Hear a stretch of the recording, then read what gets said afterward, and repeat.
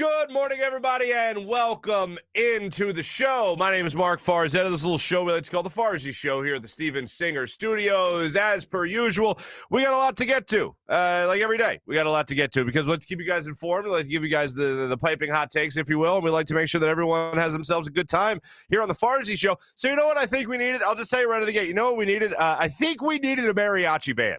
I think.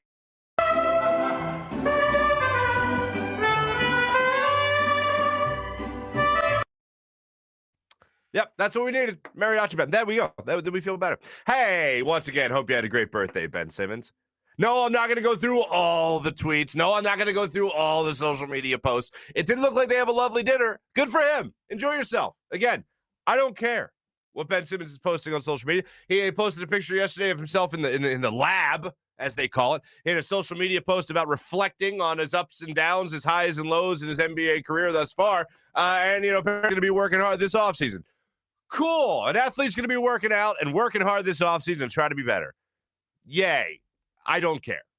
Come back next year. You know what? I'd rather just see pictures of him partying his ass off. That's what I'd rather see. Because every year I get the pictures of the workouts and the shot and all that, and then it's nothing. And during the season, during the playoffs, nothing. So let's try the opposite and see if something else happens. But one thing's for sure, I like the mariachi band.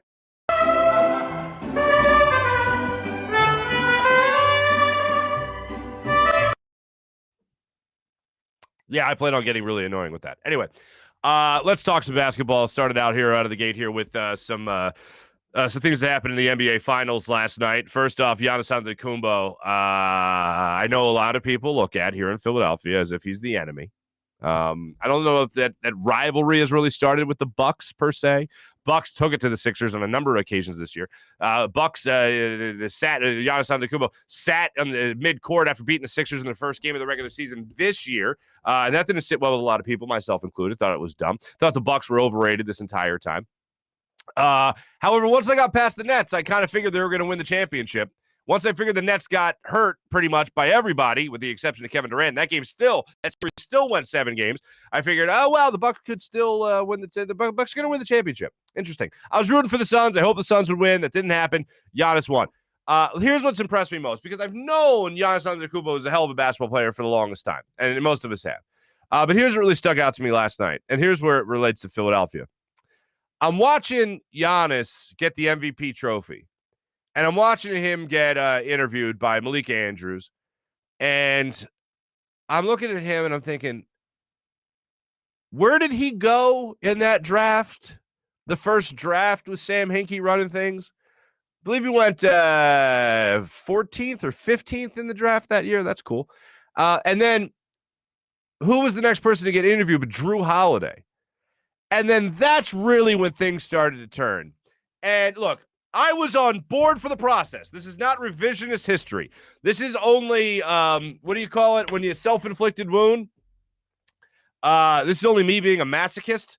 I was looking at that draft, and I went, wow, the night the process started, the Sixers traded Drew Holiday away for a first-round pick that was protected, and they got Nerlens Noel.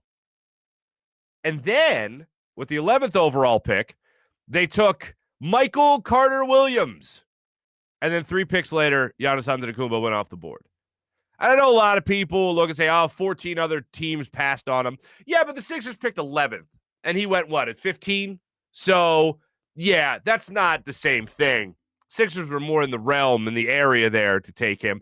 Now, look, it's hindsight, 2020, and I'm not saying I could go. If I could go back in time and I knew what Giannis Antetokounmpo was going to develop into, I would have shaken Sam Hinkie. No, don't take my CW. Take Giannis. And then some people are like, they're going to trade away Giannis anyway because he was so good. They'll trade him away and get more assets in return. I don't know about that, because Giannis's real breakout year, his first 20 points per game plus year, his first All-Star year, was the first year that the Sixers actually tried winning. And that's when they brought in Brian Colangelo. Good old Collars. And that's the same year they won 28 games. Dario Saric was a rookie. Joel Embiid was playing in his rookie season. Man, you throw Giannis into the mix there, we got a little bit of a different ball game there. So that's where we would be at. And I know we're all impressed with what we saw Giannis do on the court. But what I was really marveling at with Giannis throughout this postseason was the mentality of the player.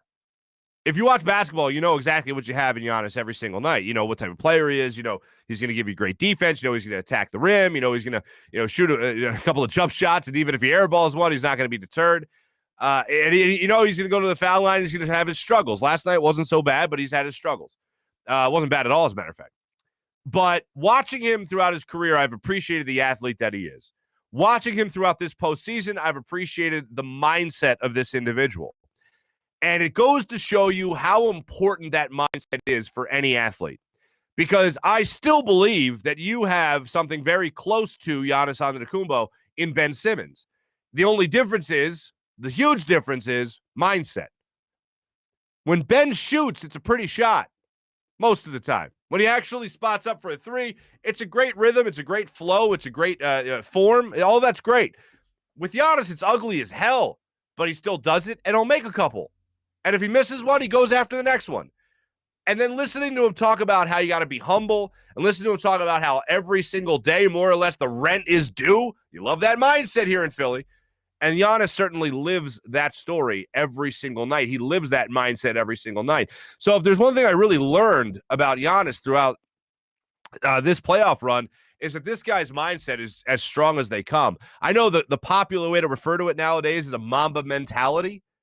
But, I mean, a lot of athletes have had that mentality where they can't be, and great athletes have that mentality, where they can't be outdone. They're not going to be outworked. The rent's due every single day. You can have one great game one night, and the next thing you know, you can't throw the ball in the ocean. Giannis talked about that throughout the postseason. And then last night, you'll hear later in the show in our morning rush, how he talked about he did this the hard way, where he stuck with the same team that drafted him, and they built around him. And this team developed together, and they drafted well. They signed a great free agent, traded for a great guy in Jrue Holiday, and then signed him to an extension. They built the team around him, and he did it the way that's more traditionally known. And that feels really good for a guy like that. But to listen to him talk about his mental approach to the game and how every shot is one individual incident, and it doesn't affect the next one. He just keeps on going. Giannis is not good enough to be that unconscious shooter. He's not good enough to be that guy, but yet he is that guy because he's got confidence enough in his game that if he doesn't make a shot, he's going to make something happen on the next play to make sure that his team gets the points that they need at that given time. I have grown to admire him, not just as an athlete, but as a guy with a great mental approach. And I know a lot of times in sports, we've certainly talked about this a lot with Hugh Douglas about Ben Simmons' mental approach to the game. And we talk about it a lot in sports throughout about mental toughness and mental strength and mental health and all that. I think it's definitely worth looking at one guy that seems to have the right perspective in Giannis and just highlight that for a second. And that's why I wanted to make sure I talked about that at the top of the show, because I wish, just as you could with a lot of great athletes, take that mentality and put it in somebody else's body, put it between somebody else's ears. I think that would benefit a lot of different players. That's really what separates these guys is their mindset. You take a bunch of these athletes, you put them in a combine, a lot of them can do the same stuff. Some of them can do it better than others. But you take that mentality, and that's what can't be measured. And that's what I really admire about watching Giannis in these playoffs. I'm happy that he won. I'm happy that Jrue Holiday won. That's all great. And it's just weird. Sports are weird sometimes. The night the process started, Jrue was gone. Giannis was passed. And you're watching yet another team. You watch the Raptors do it. Now you watch a team like the Bucks do it.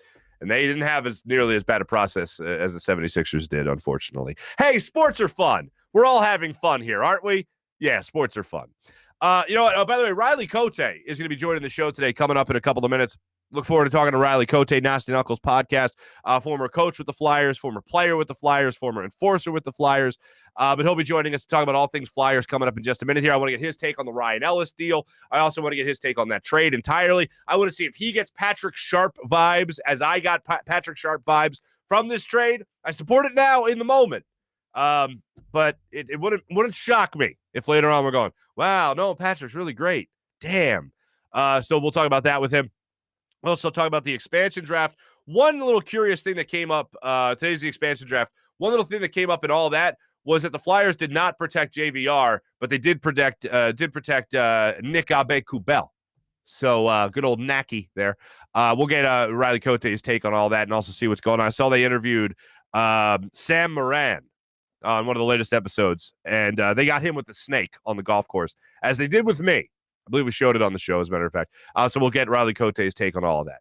Hey, yesterday, that was a fun day. Remember when we were talking about the Philadelphia Phillies and how much we love the Phillies and how great the Phillies were and how the Phillies go on a run here? Well, they pooped all over that yesterday. I was playing cuts of Dave Dombrowski with our friend John Clark of NBC Sports Philly and how I love Dombrowski's mindset of how, no, we're going to be buyers at the trade deadline. We're not going to be sellers. Yeah, another thing, mindset. Love that on Dave Dombrowski. What I didn't like was the game that they played last night, losing 6-4 to the Yankees. Aaron Nola started for the Phils. You were hoping second half of the season, Nola now off COVID protocol. He's on the hill. You're thinking second half of the season, let's get it going. Let's light the fire. Let's make some things happen here for Aaron Nola. That didn't happen last night. And it all started with Didi Gregorius. Well, really, it started with Aaron Nola struggling with command earlier in this ballgame. And then what took place next was just a play where you can't continue to give outs to a team like the Yankees with the lineup that the Yankees have. And Didi Gregorius fielded a ball that was hit up the middle. And this was in the third inning. And Didi Gregorius, instead of just getting the shore out, instead of just looking the runner back at third base, runner on third base, instead of just looking the runner back to third and then firing to first to get the out, he tried to get the great play, tried to pull off the spectacular play, the all-star play, if you will, and instead threw it away to third base. Run scores. Phillies end up ends up as a tie ball game in the third inning, 1-1. And from that point on, you just kind of had a bad feeling about the ball game. And the Yankees started to hit dingers. They chase Aaron Nola in the game. Nola goes 5 1/3, gets charged for 4 earned runs, 7 hits, only walked 1. But overall, throughout the game, again, it's another start where we're talking about a guy that is supposed to be the ace of a staff. And obviously, Zach Wheeler's made that difficult for anybody else to be the ace. But a guy that now has a 4.60 ERA for the season. And a guy that has just not been able to put 2 good starts back to back, which feels like all season long, has struggled yet again. And this time, it's against the Yankees on the road at Yankee Stadium, where I know it's a hitter's ballpark and all that. But you see a guy come in and struggle yet again that is supposed to be the number one guy on your rotation, supposed to be an all-star caliber guy, supposed to be a Cy Young Award candidate, and you just didn't get that from him. And of all the guys that we're talking about this year, I didn't think at this point in the season we'd be talking about Aaron Nola struggling on the hill. I thought we'd be talking about him as one of the more consistent guys on this team that you can rely on to do their job every single night. And it seems like this entire year, it doesn't seem like what has happened this year is that Aaron Nola has been one of the bigger problems on your rotation. For a guy you have great expectations for, like in terms of guys that you had expectations for, like look, Matt Moore, who's going to start today. Yeah, he's been a bigger problem. Vince Velasquez, a bigger problem. But in terms of guys you had expectations for this year, Aaron Nola's had one of the more disappointing years of anybody on this Phillies team. Health-wise, talking about Didi coming back, about Bryce Harper missing a ton of games, Gene Segura missing a ton of games. All those guys have had health issues. You're going to have health issues on a team. You're going to have guys get hurt. But what's more disappointing than anything is seeing a guy who's supposed to be your number one guy struggle the way he has. 4.64 ERA to be exact. Aaron Nola, that's what he has this season. For Aaron Nola, that's atrocious. And I don't know what it is. You heard Dave Dombrowski the other day talk about how it's been a mechanical issue with Aaron Nola, how different issues have popped up with him throughout the season, where one night it's his arm's not feeling great. Another night, his mechanics are a little bit off. Another night, he just doesn't have it. It seems like we're making more and more excuses for a guy that is, again, supposed to be the number one guy. I don't know where it stops. I don't know when it stops. I just hope it stops sometime soon. By the way, ladies and gentlemen, I'm going to be running into the morning rush a little bit earlier in the show today. We're going to change things up a little bit here. So we're going to get morning rush coming up in just a couple of minutes before we get to our friend Riley Cote. But I don't know where it stops with Aaron Nola, and I'm hoping it stops in the very near future because they're going to need him down the stretch if they are going to make a big pursuit here against the Mets. Now, look, they're 2.5 games out of first place. The Mets lost last night. We'll get into that a little bit more in our morning rush segment. Did I say morning rush, or did I say we're going to get to our social media check-in a little bit later? Or social media check-ins coming up in a minute. We're going to flip that, so get to that a little bit earlier than usual. But in the meantime,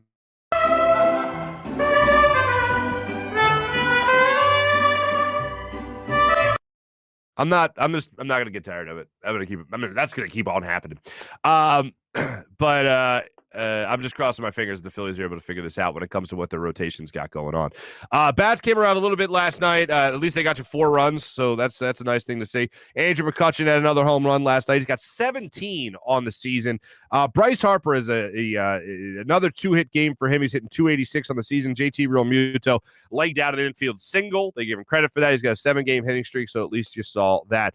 And Ronald Torreyes continues to hit for this team. He's got his average at 271 right now, went 2 for 3 last night. And the guy that I'm still going to be focusing on throughout is Aaron Nola, who got to 101 pitches, by the way, last night in those 5 1/3 innings of work. Before we get to our social media check-in, I do want to make sure I tell you about our friend Steven Singer of Steven Singer Jewelers. Do what I do. Check in with Steven Singer at IHateStevenSinger.com for all your big jewelry purchases. Make sure you jump into the other corner of 8th and Walnut, where you know you're going to get taken care of every single day with the perfect price. That's right, the perfect price at Steven Singer Jewelers. So you don't have to go in there worrying about how you're going to negotiate or how you're going to haggle. You go in there knowing you're going to get taken care of by a real jewelry expert. If you're ready to get engaged, a lot of times people put it off. It's too expensive. I want to make sure I get the right ring. Well, Steven takes those excuses and throws them out the window because his real team of jewelry experts are standing by at the ready to help you along the way. Not only do you not have to worry about negotiating, you don't have to worry about quality because everything is at the highest quality at Steven Singer Jewelers. He also has Ready for Love diamond engagement rings for those that are just too indecisive, don't know what they want, don't know what to get. They open up the box. There's a slew of rings in there. You look at them, you pick them out, and you say, this is what I want for that special someone in my life. Steven Singer Jewelers, the other corner of 8th and Walnut, or check them out online at IHateStevenSinger.com. Always fast and free shipping at Steven Singer Jewelers, the other corner of 8th and Walnut, or at IHateStevenSinger.com. Let's get to our social media check-in brought to you by our good friends at Steak and Maine and SteakandMaine.com. As per usual. Oh, how do I leave this out of the opening segment? Dan, seeing your name reminded me of this. I'm going to reference what you sent me, what you hit me up on social media with in the morning rush. But for our social media check-in, I do want to hit you up with this. The banner at Lincoln Financial Field. How did I leave this out of like the first 5 minutes of the show? I apologize. They put up a Super Bowl banner at Lincoln Financial Field. And it wasn't just any old Super Bowl banner. It was a banner of Nick Foles holding the banner yesterday.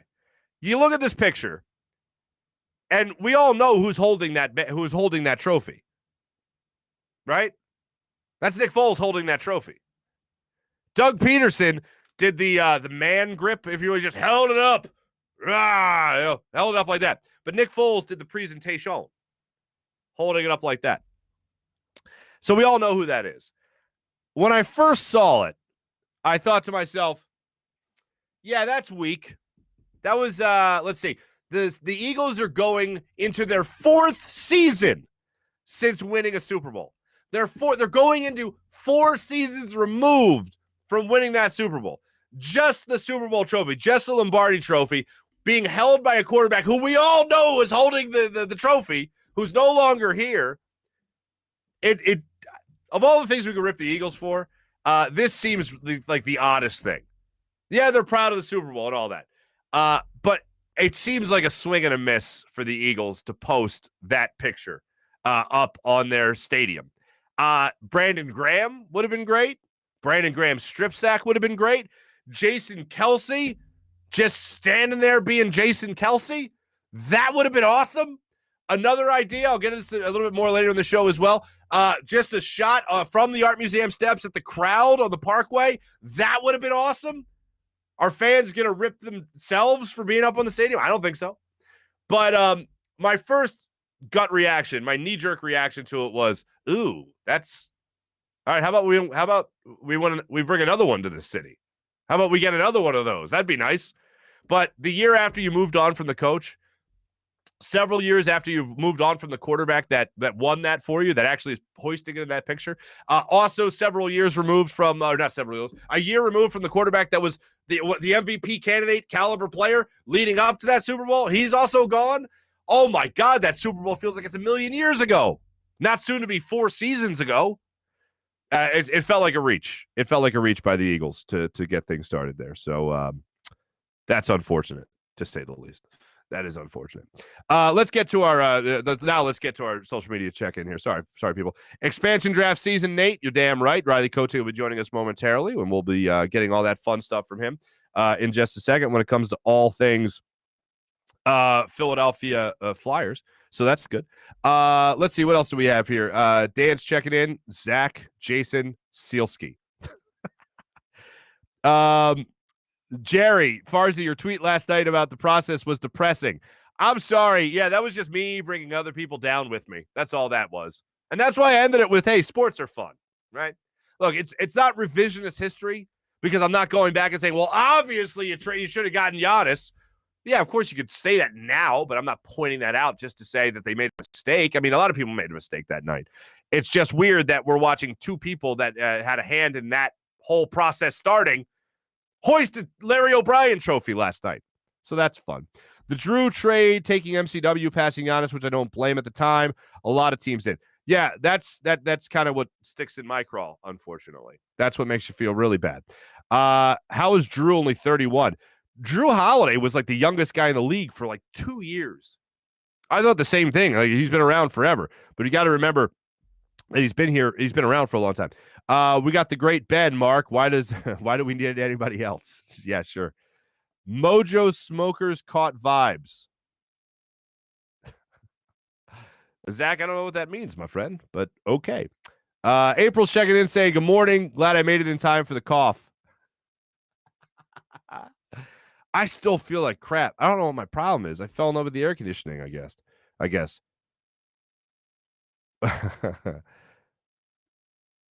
Derek was on last time? Derek? Derek? I don't know, Derek. I'm sorry. Maybe I missed him on the old the Twitterverse.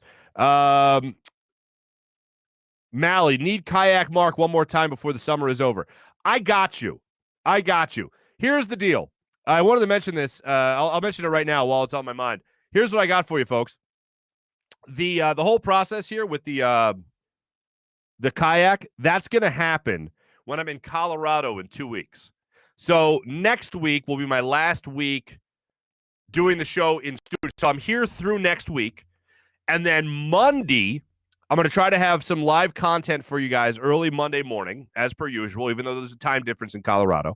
Then Monday, I'll be fly fishing, where I hope to get some good fly fishing content for you guys. I'll be on some lake in Colorado I've never heard of. And then hopefully Tuesday, we'll air that. Then Wednesday, maybe a little kayak action on my wife's family's, I like to call it a compound, if you will. They have a ranch in Colorado where I'll be on a kayak fishing, and I'll try to give you some of that fresh content from the kayak. And then on the same compound, they got horses. So I hope to give you Farzy on horseback doing a little segment of the show. So I hope to get to all that and more throughout the entire process. Now, Riley Cote, by the way, I just want to check real quick because Riley is a couple of minutes late here. And I just want to make sure because he's actually a live guest today. We're actually going to give you a live guest, and I'm hoping we can still get him. I know he was taping his segment last night for his own show, so hopefully we'll get to that and be able to check in with him coming up in just a minute. So here's what you'll have. You'll have fly fishing Marc. You'll have Farzy yakking on the yak, fishing with Farzy, whatever you guys like to call it, and then Farzy on horseback. That all those three things I hope to put together by next week. Or not next week. By the time I leave for Colorado in 2 weeks, I guess it would be a week from this Friday. There you go. So we'll have all that fresh content for you, ready to go, ready and raring to go. Farzi's going to Colorado, and he doesn't smoke. Look at you guys. Try to put it all together, right? Yeah, no, don't you worry. Don't you worry even a little bit. Sports are fun. Yeah, Mac, sports are fun. They're not fun sometimes. That was sarcastic, unfortunately. Some people are saying Jason Kelsey or Jason Kels. Yeah, it's Jason Kelsey. I've met the man enough times and I've heard him say his name enough times where I just call him by that name. As I pointed out last week when we were talking about this, maybe it'll be like Todd McCulloch, and he'll change his name at the end of his career, and then we all got to get used to that. Maybe Jason Kelsey, the broadcaster, will change his name to Jason Kels, and we'll have to get used to that. And it'll be a mouth sore trying to say that over and over and over and over again to try to get used to it. Let's see. I'm not going to lie. This is Dan, and I'm not going to lie. I think I relapsed. I read a Sealski article yesterday. I need help. Red flag. You're right, man. I liked the Sealski article yesterday. I told you guys about it during the show. It was like the 5th grade play that he wrote with Ben Simmons off season. I like it. What else do we have here? Max checking in. Riley is a no. Riley enjoys. Mac, do the math. Derek is now. Oh, Derek Settlemeyer. Thank you. Yes, it was Derek. I was thinking of somebody in the comments here. That's unfortunately it wasn't anybody that you're referencing. What do I need to do? April saying you need a shot of whiskey with some honey and lemon in it. It might not heal you, but at least it'll feel good. That is great. You know what? Hey, Jim, I'm going to talk to my producer real quick. You guys are going to get a behind-the-scenes look here. Jim, can you text Riley? Can you just give me a thumbs up? Did you already text him by chance? No answer. Tried calling him. Oh, that is weird. Okay. Live guess. Live guess, people. Live guess. So I try to put him in the can the night before for you so we can all have ourselves a good time. Let's see. Don't know the problem. You guys are too much. Need a weather report for Denver. I'm sure it'll be lovely. You guys are the absolute best. I tell you how much I love you guys. Can I tell? All right. Before we go any further, I'll tell you my favorite joke from yesterday. Here you go. This was the first picture of Nick Foles I saw on my timeline yesterday as we're doing our social media check-in. This is the first picture I saw of Nick Foles yesterday on my timeline. This is the second. Ayo!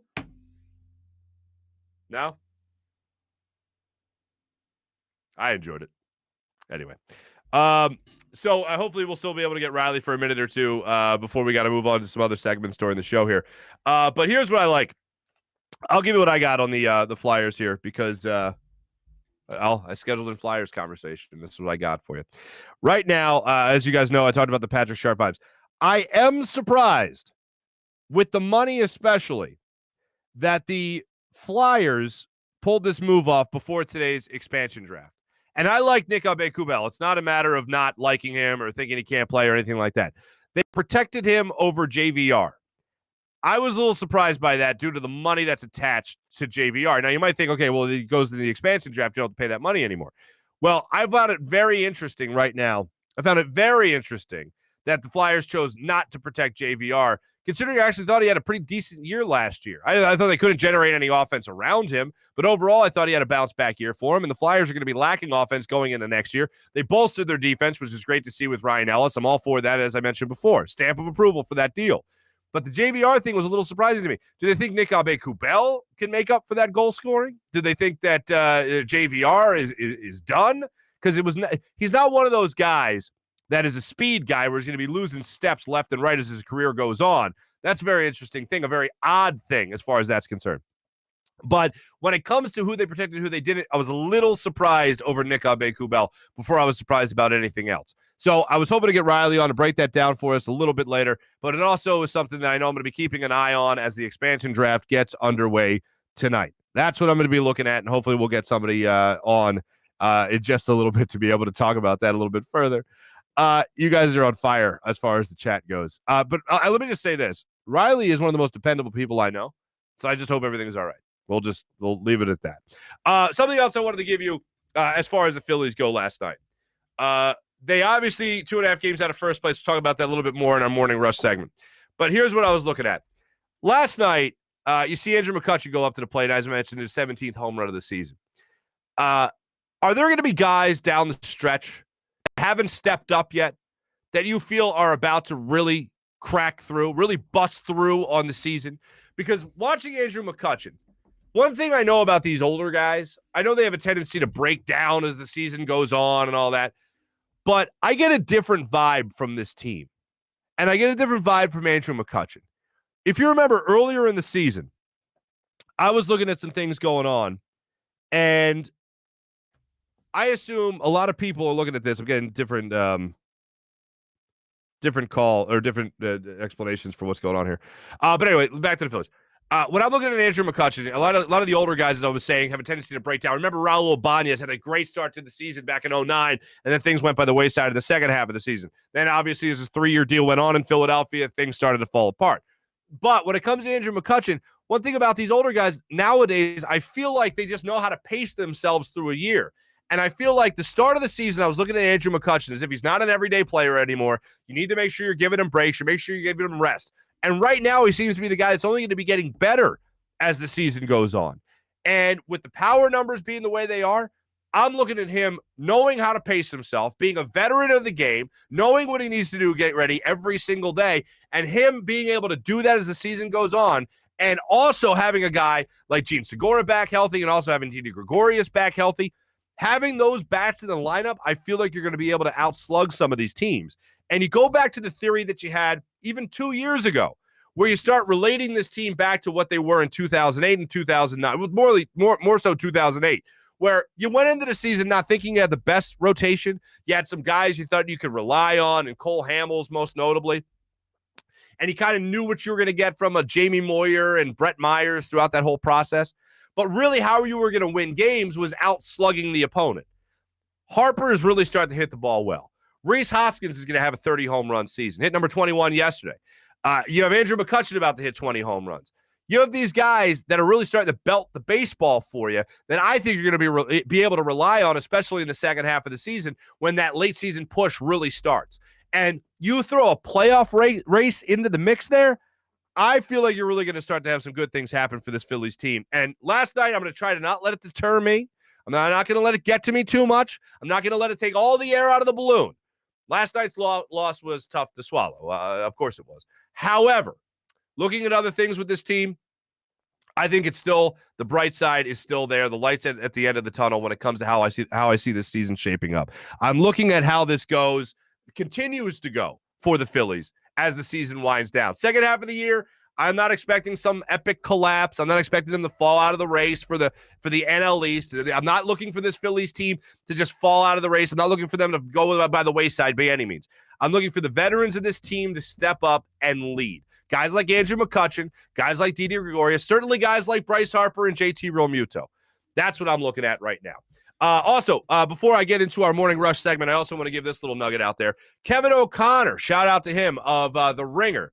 Kevin O'Connor stepped up yesterday with this little story and dropped in 5 teams that are supposed to be the closest right now to everything that's going on with the Phillies. Excuse me, everything that's going on right now with the Ben Simmons conversation. The 76ers are supposedly one of the teams in the hottest of hot pursuits for Dame Lillard. One of them is the Nets, not the Nets, excuse me. One of them is the Bucks, as you might expect. They want to keep adding on. Another one is the Heat. That's another name that's out there. The Sixers are certainly up there right now with possibly trying to go after, not possibly, but going after Damian Lillard. So all of that right now is really starting to heat up, especially with the season winding down last night with the championship, with the Bucks being crowned. So we'll continue to follow that, but it's at least good to see people at The Ringer, Kevin O'Connor most notably, say that the Sixers are one of the teams that are in hot pursuit of Dame Lillard. And also, one of the teams that are catching Damian Lillard's eyes as well. And that's what ultimately this is going to come down to. Probably the list Damian Lillard will present to the Portland Trailblazers saying, these are the teams I'm willing to go to. Let's make it happen. He also said the price tag that's going to be associated with all this, and the price tag that's associated is very similar to what James Harden went for. When you're talking about, 3 first-round picks, 4 first-round pick swaps, and young players as well. So that would most likely include Matisse Thybulle, and that would also most likely include Tyrese Maxey as well. Who, by the way, I always talk about Ben Simmons with shirtless photos in the offseason. Tyrese Maxey's gaining on him. topless photos in the gym, working out, getting ready. So we'll continue to follow that, as I like to say. We got more from our morning rush, so let's roll that in. Let's make it official right now. Our morning, we didn't have a guest today, unfortunately, but if we did have a guest, it would be obviously brought to us by the great people of Rothman Orthopaedics and the Rothman Orthopaedics guest line. Jim, let's officially roll in our morning rush right here, and we'll give people all the great stories that took place throughout the week, or excuse me, throughout yesterday with the NBA Finals, and also a cop stopping the bleeding of a person with a bag of potato chips. Morning rush official right now. Our good friend Riley Cote, of course, Nasty Knuckles podcast, joining us there on the Rothman Orthopaedics guest line. And I always like talking to Riley because I think he has that great perspective, that great hockey perspective, especially when it comes to the career of Claude Giroux. Because I think Claude has had a wonderful career here in Philadelphia. It hasn't had the cherry on top of at least a lot of playoff wins or obviously a Stanley Cup championship. But I really hope that this Flyers team is able to figure it out. And if not just for our sake as fans, but also for their captain's sake. Longest tenured captain Flyers history. Let's get this guy a Stanley Cup already. And hopefully they're able to work everything out. But I always enjoy the perspective from Riley Cote as his career was ending. Claude's was obviously just starting, and he has coaching experience with Giroux and everything. So it just kind of brings everything together. And yeah, once again, always a fun time on the golf course with the Nasty Knuckles crew. Always a fun time. That much I guarantee. Make sure you check out their latest episode, obviously, of all the things they got going on there at the Nasty Knuckles podcast. But let me tell you right now about our friends at Rothman Orthopaedics. Rothman Orthopaedics, right now, if you're having issues, you need a physician who eats, sleeps, and breathes orthopedics. You need an exceptionally specialized Rothman Orthopaedics physician. They not only specialize in orthopedics, but each of their physicians only focuses in on one area of the body, which means you can have the confidence to get past the pain and be what you were. Visit them in one of their 30-plus Pennsylvania and New Jersey locations, including 4 orthopedic-only urgent cares. Learn more at RothmanOrtho.com. That's RothmanOrtho.com. How about our friends at Steak and Maine? Tony Cavada. Let's not forget, ladies and gentlemen, October 10th. That's the date. October 10th is the date to remember. They're giving away 10,000 cannoli. How about that? Right there in South Philadelphia at Rim Cafe with our friend, the Godfather, Renee himself. Tony Cavada will be on hand for that. But in the meantime, make sure you check out his place, Steak and Maine in Northeast Maryland. Whether you dine in the more upscale steakhouse there at Steak and Maine or the casual bar and patio, you'll enjoy the highest quality of prime meats, fresh seafood, world-class oyster bar, and freshly prepared sushi. All that and an extensive wine list, including their own Cavada Cellars wines. Open every day for lunch, dinner, and Sunday brunch. Steak and Maine in Northeast Maryland. Voted #1 place for steaks in America, people, by the Travel Channel and the Cooking Channel. Check it out for yourself at steakandmaine.com for more information.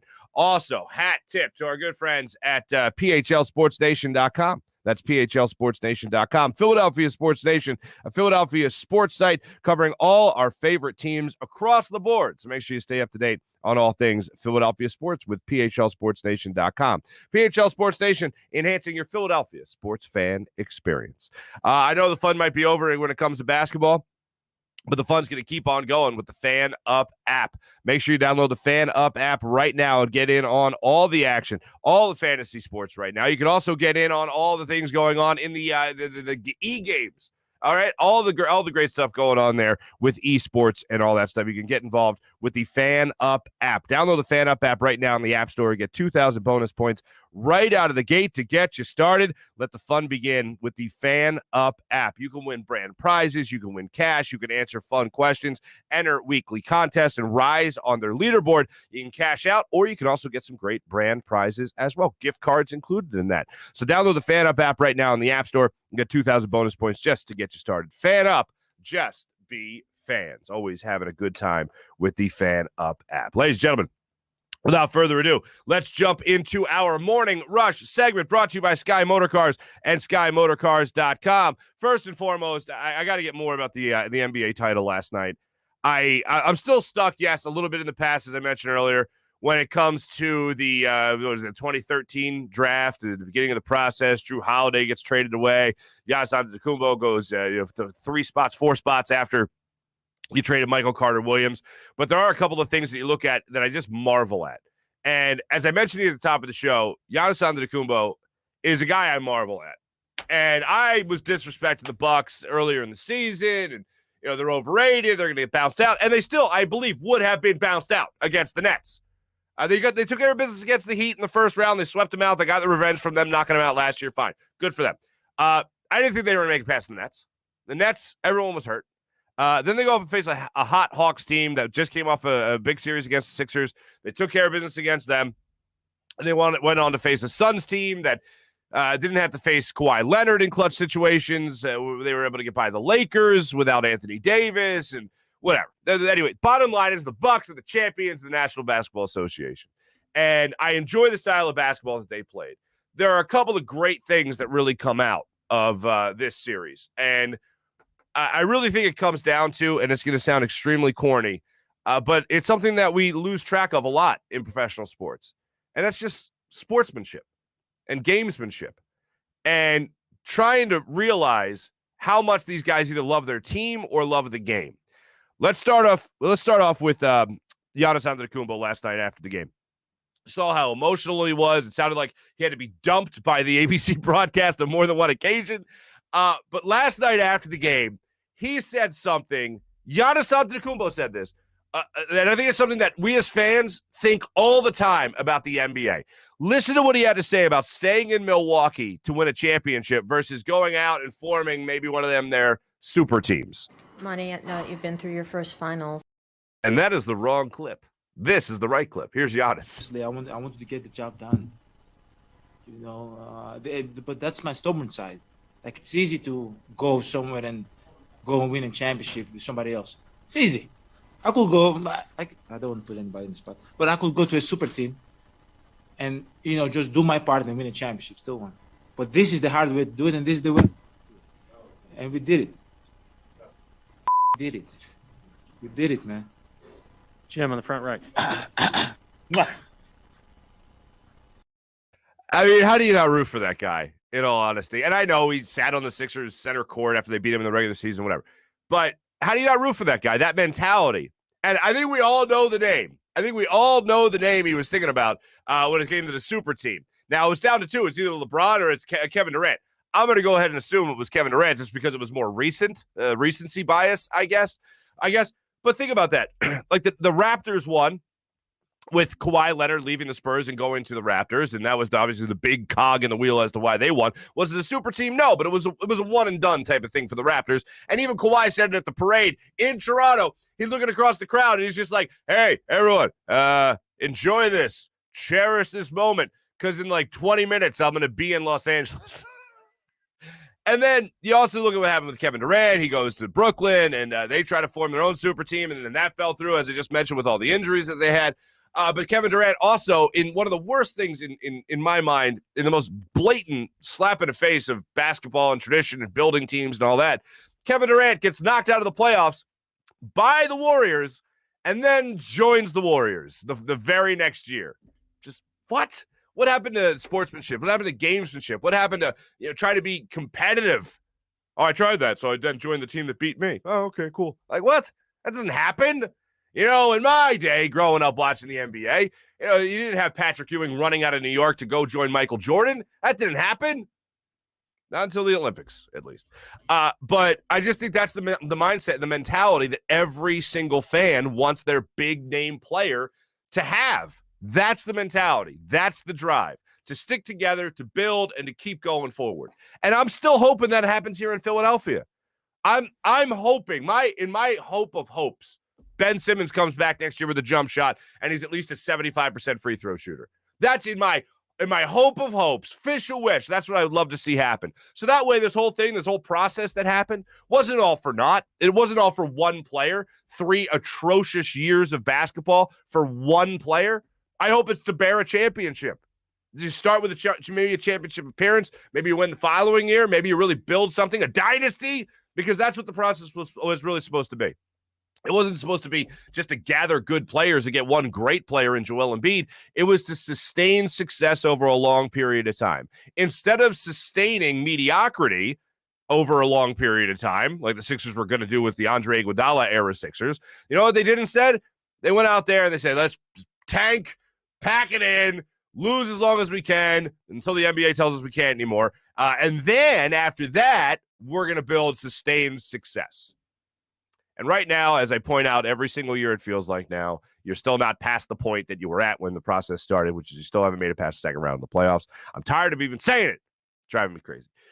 So I just think that, again, in a lot of instances when we talk about mental health and we talk about the fortitude and the mindset of athletes, I think we learned a lot about Giannis Antetokounmpo over the last 2 months, to be honest with you. This one got me in the feels. Aside from just being a basketball fan, this Monty Williams post-game interview, first off, you're seeing the guy's heart just poured out over the court through the course of the entire playoffs, really. And I know a lot of us liked Monty Williams here when he was in Philadelphia as an assistant coach. Last night he got asked after the game about his first finals experience and letting it all kind of sink in and the job he's done with the Suns over the last couple of years since he's been there in Phoenix. And Monty Williams is a guy that I think you just want to hug after a loss like that. Take a look at this. Monty, now that you've been through your first finals, Yeah. can you process what you've learned from it, or is that going to take a while? I think it's going to take me a minute,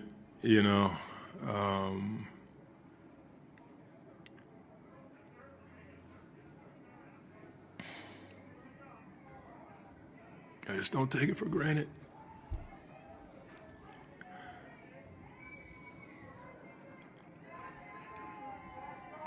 It's hard to get here, and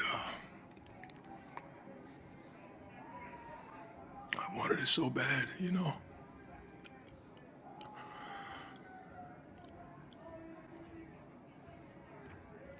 It's hard to process right now.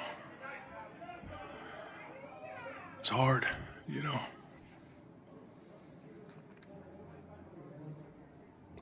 That's all. Thank you, Coach. If that's not a guy that loves the coach, if that's not a guy that loves basketball, if that's not a guy that I still miss in Philadelphia. I just loved his attitude, loved how hard he worked with these players, how much he put into the whole process that was here in Philadelphia. To see him get to that platform there at the NBA Finals was pretty incredible. And I was pulling for the Suns, and one of the reasons I was pulling for the Suns was because of that man right there, Monty Williams. I was hoping he'd get it done. If as a betting man, which I am, I bet the Bucks, but I was rooting for the Suns. It's unfortunate. Obviously, Chris Paul, I've always admired his career, but mainly I wanted to see Dario win. Unfortunately, he went out with an injury. I wanted to see Chris Paul win.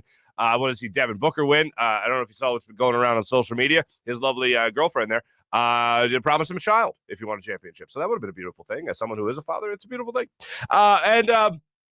And of course, because of Monty Williams, the guy's 100% class act. And as much as I wish there was a lot more of Giannis Antetokounmpo's mindset going around the NBA and pretty much all of sports to have that mindset. Same thing with every coach in the league. I wish they had the mindset. I wish they had the class that Monty Williams has. And I mean, you might say, sore loser because he's crying. What are you talking about? The guy's loving the game. The guy loves what he does. He was just at the highest, came 2 wins away. 2 wins away. 2 of them. 2 wins away from the ultimate goal in the NBA. One hell of a finals, I will say. It doesn't have to go game 7 for it to be one hell of a finals. Game 6 is fine with me, and it was just absolutely incredible. I really enjoyed watching the NBA finals this year. You know what we haven't seen in a second or two? This.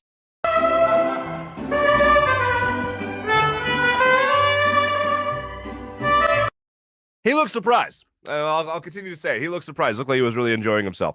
Let's flip over to baseball real quick. The Atlanta Braves were in action last night. Excuse me. They won 2-1, so they pick up a game. There are 2.5 games 3.5 games out of first place. Phillies now 2.5 games out of first place as they were yesterday, with the Mets losing to the Reds. So the Mets actually help out the Phillies in that regard. I tried to give you scores around the NBA throughout the morning rush process towards the end of the NBA season. We're now in the second half of the MLB season. We're post All-Star break, so I'm going to be trying to keep tabs on that as well for you. Make sure you have that information, so when you're going to work, so when you're consuming this content, you know what's what without having to check the standings. So that's what I got for you.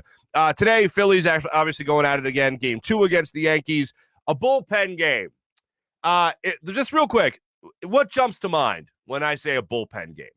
Does anything jump to mind when I say a bullpen game? Because there's one game in particular that should jump to mind, and I'll tell you what it is. Do you have it yet? The Chase Utley return game. Chad Qualls trying to close out that game. Chad Qualls ruining Chase Utley return day a million years ago when he was coming back from one of his first long knee issues. And he almost had to invoke load management before load management was a thing in Philadelphia. And he finally comes back off the disabled list, and Ruben Amaro announces to the good people of Philadelphia, I think it was 2012, it's going to be a bullpen game for Chase Utley, or a bullpen game. And I was like, well, I'm sorry, what? Bullpen game. It means the whole bullpen's going to pitch pretty much, and now we're not going to have a starter. Cool. Thanks, Rube. And that's the way it fell, unfortunately. So they'll have another bullpen game today. Hopefully they'll win this game, and maybe they'll pick up a game on the Mets, and maybe put a little bit more space between them and the Atlanta Braves as time goes on. So we'll continue to follow that as per usual. This is one of the best stories I have seen in a long time, and I didn't know this was even I didn't know this was possible. I knew that, I took a first aid class. I was a swim teacher, and I was around kids and stuff. So all the camps, there was a bunch of camps and stuff, and they come in after swim classes, and they would swim around, and I was the lifeguard with a bunch of other people, and they taught you first aid. So I had to take a first aid class, take a CPR class, all that. And they're like, you see it in the movies all the time. Don't rip your shirt to cover a wound for a child. Told me not to do that. They're like, you got all germs and stuff. Don't do that. And I was like, okay. But they never told me? They never told me that if a child has an injury or God forbid, it has a puncture, to use a bag of potato chips to help seal the wound. And that's what happened the other day in New York City. Thank you, TMZ, for sending this story out into the Twitterverse. Want to make sure I have this officer's name correct because this guy's amazing. Ronald Kennedy of the New York City Police Department saved a guy's life as he reported to a stabbing call. All right, showed up after he got a call about somebody being stabbed. Just happened to be outside a convenience store, like a bodega, a corner store, whatever you want to call it. And he shows up on the scene. He assesses the situation. He yells at a bystander, "Go get me a bag of chips." And the bystander's like, "What? Okay. I guess better, no, don't ask questions." Runs into the store, buys a bag of potato chips, like $2 bag of potato chips, comes running out, hands it to the police officer.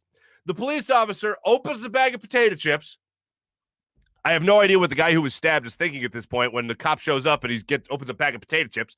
But anyway, Ronald Kennedy opens the bag of potato chips, dumps out the bag of potato chips, cuts it open, tears it open like wide, right?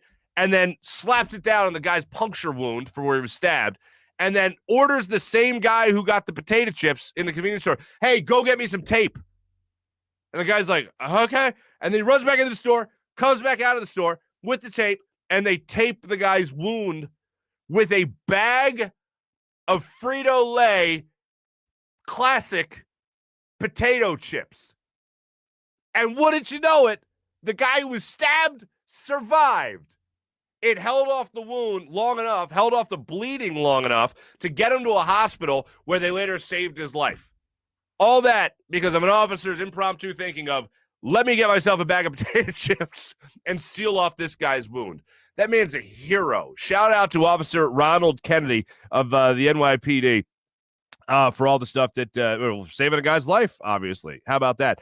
One thing I didn't mention at the top of the show today, I meant to mention at the top of the show today, was the banner. I talked about it a little bit, just to give you a little bit more on it, though. The banner outside Lincoln Financial Field, we had one suggestion. I'm not going to show it. Dan Schwartz, credit to you one more time for making it in Morning Rush 3 days in a row. 1 was a record already. 3 is just, you're a dynasty in your own right. He put Howie Roseman's picture on the banner outside Lincoln Financial Field instead of the Nick Foles picture, the trophy being held up. It's funny how we all knew who that was right out of the gate. But credit to you, Dan, because you put Howie Roseman's picture there. And I believe that your reasoning behind it was simply because he's not going anywhere. And I love that idea. That I don't know anyone who's going to be at Lincoln Financial Field longer than Howie Roseman. Actually, is Jeffrey Lurie now the only longer tenured Eagles employee of brass, of note? Because obviously no player is still here.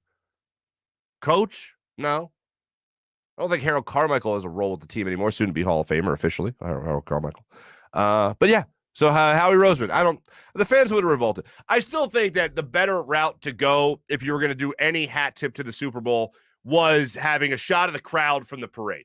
That, to me, would have been the cherry on top, the icing on the cake for everybody involved. You celebrate a Super Bowl, you remind everyone that you won a Super Bowl, and you celebrate the fans. I think that would have been great. Probably, again, the shot from the Art Museum steps looking down on the crowd across the parkway. That probably would have been a better picture to have on Lincoln Financial Field for eternity than anything else that they put up there. Philly's going to Philly, man. Philly's going to Philly. Hey, everybody. Thanks for watching the show. Much appreciated. Thanks for everyone that followed us on social media, all the people that subscribed on YouTube, all the people that downloaded, of course, and rated the show on our podcasts and all that. Appreciate you guys tuning in. Jim Hyden produced the program as per usual. This is a Buzz Sports and Entertainment production. My name is Marc Farzy. We'll be back with you guys tomorrow. Hopefully, maybe a little bit more Flyers conversation, huh? Maybe a little bit more, maybe some more Sixers conversation. Maybe something happens. I don't know. But we'll continue to follow all sports as per usual. Thanks for watching. Thanks for listening. My name is Marc Farzy here at the Farzy Show in the Steven Singer Studios. Have a great rest of your day, everybody. We'll talk to you tomorrow. Take it easy.